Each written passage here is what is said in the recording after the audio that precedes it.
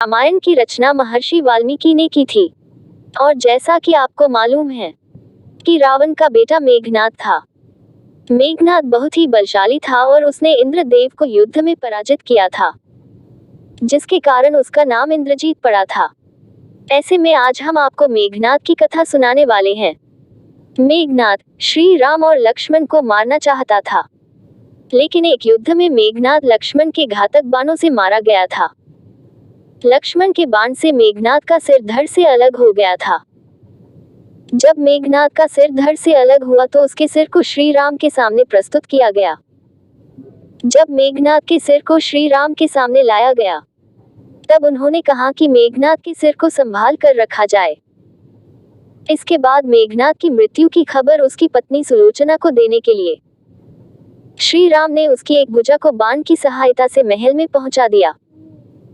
मेघनाद की भुजा को देखते ही उसकी पत्नी पहचान गई, लेकिन उसे विश्वास नहीं हो रहा था।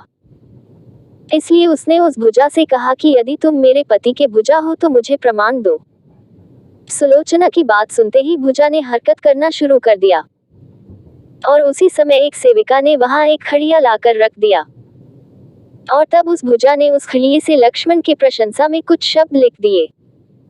इसके बाद सुलोचना को विश्वास हुआ कि उसके पति वीरगति को प्राप्त हो गई। पति की मृत्यु के बाद सुलोचना भी उसके साथ सती होना चाहती थी।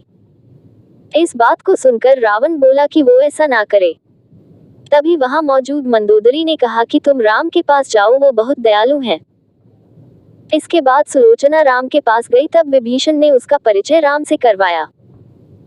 इसके बाद सुलोचना ने राम से कहा कि उसके पति का सिर उसे दे दे ताकि वो उसके साथ सती हो सके। सुलोचना की बात सुनकर राम को दुख हुआ तो उन्होंने कहा, मैं तुम्हारे पति को जीवित कर देता हूँ। लेकिन सुलोचना ने कहा कि नहीं प्रभु, मैं नहीं चाहती हूँ कि मेरे पति से फिर से जीवित होकर संसार के कष्टों को भोगे।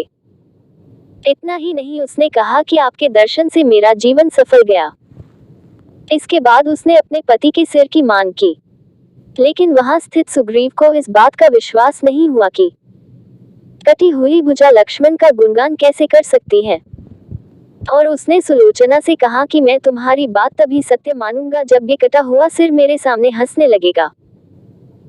ऐसे में सुलोचना ने अपनी बात को सच मनवाने के लिए अपने पति के सिर से कहा कि आप हंस दे, नहीं तो मेरे बात का कोई विश्वास नहीं मानेगा। ऐसे में कटा हुआ सिर जोर जोर से हंसने लगा। इसके बाद सुलोचना अपने पति के सिर को लेकर वहां से चली गई।